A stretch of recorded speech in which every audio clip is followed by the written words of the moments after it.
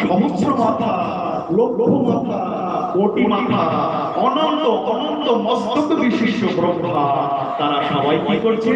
ওই যে আমার অনাদিরাদি গোবিন্দ যে সিংহাসনে বসে আছেন, ওই মুরলীধারী রূপে তারা সকলে কি করছে? নমো ব্রহ্মণরূপায়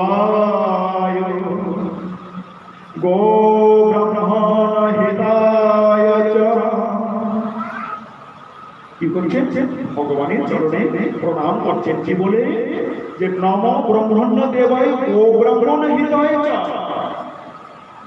গো ব্রাহ্মণের হিতকারী হে ভগবান, তার চরণে সবাই প্রণাম করছেন।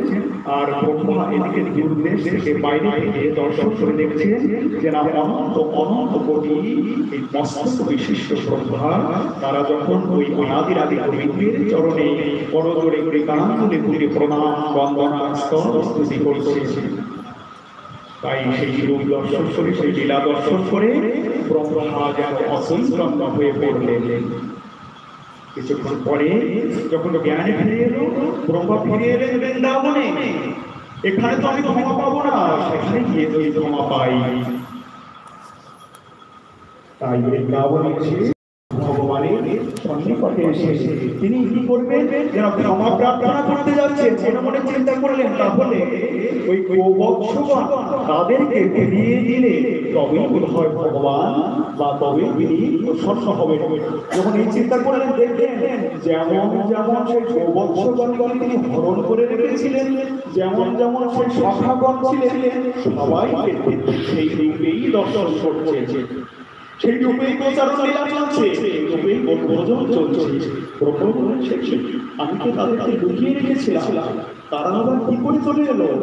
সেখানে গিয়ে দেখছে যাদেরকে লুকিয়ে রেখেছিলেন তারা সবাই সেখানে সেইভাবেই মিশাইত আছে। ব্রহ্মা চিন্তা করলেন, তাহলে এ আমি কি দেখছি?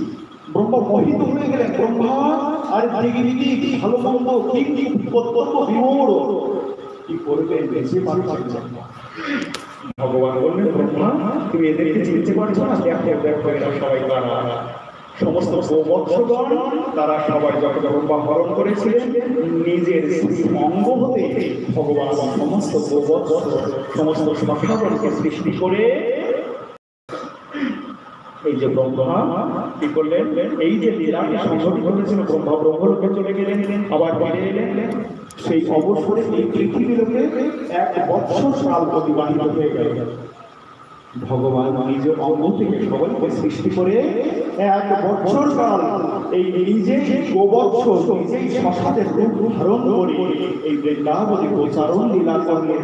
কারণ ব্রজবাসীগণের ও মাতাগণের মনের বাসনা ছিল গোপাল শুধুমাত্র যশোদা মাকে মা বলে ডাকে, যশোদা মায়ের দুধ পান করে।